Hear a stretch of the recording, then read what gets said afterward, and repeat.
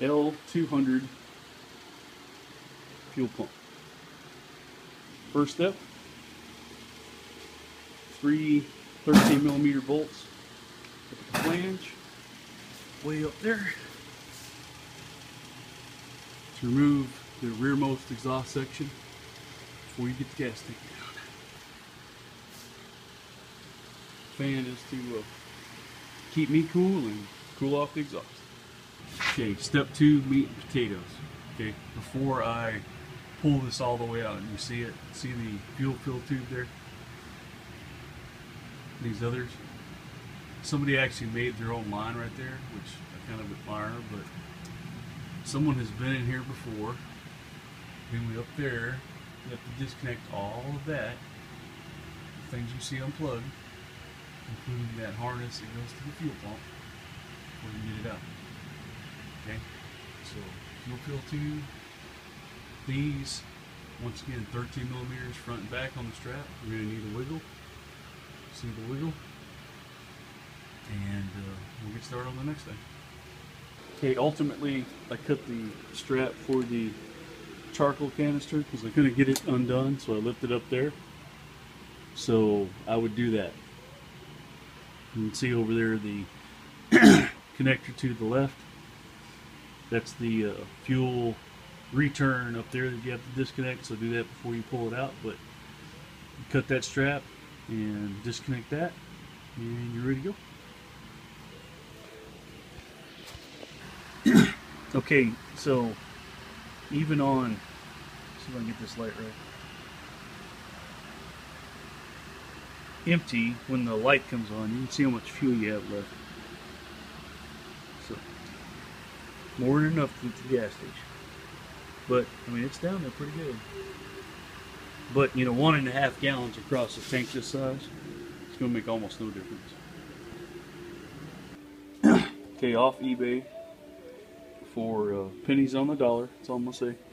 Then we have to transfer this and the harness from the original. And right here, you push that with a little screwdriver to get it to slide up and out. So I just put that in.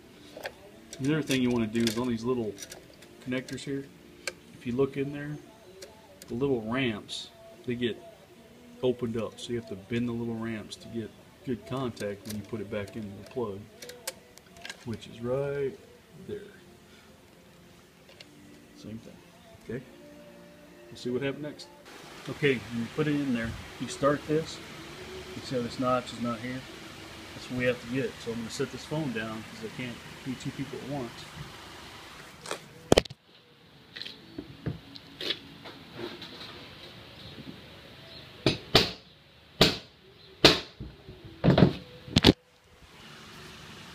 Now you see it's lined up. Okay, here's what I used: a hammer,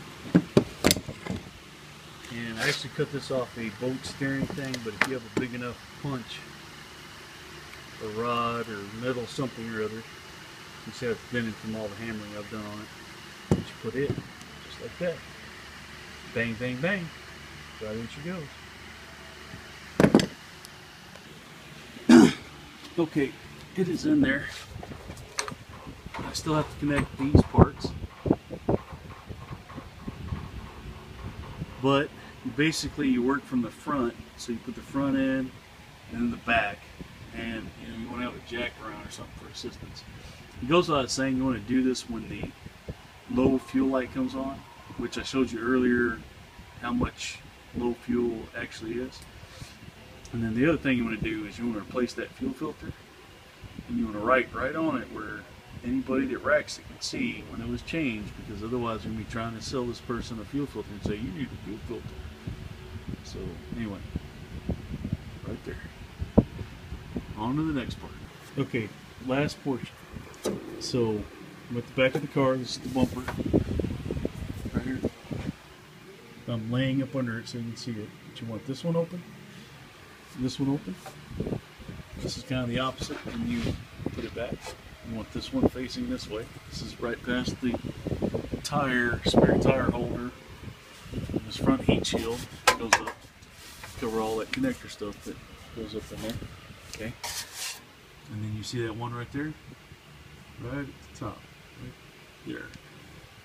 Okay, and the other two at the front, you can see they're on the floor.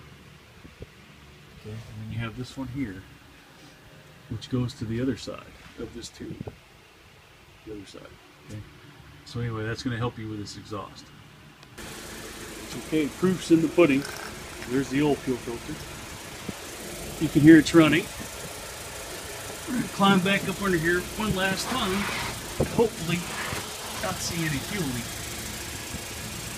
You can see where it used to leak. Right here. I don't smell anything. It's a big bonus.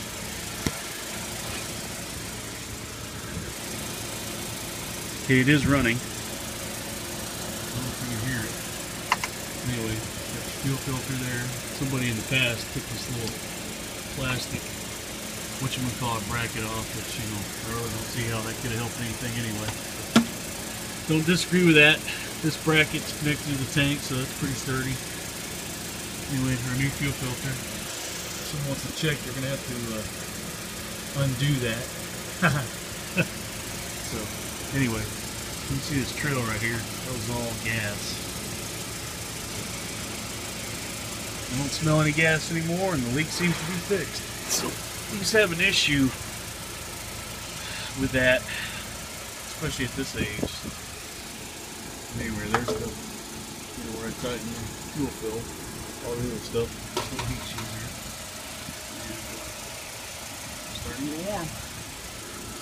So anyway, this concludes the L200 fuel pump installation on jack stands and any dropper. Can be done. So have fun.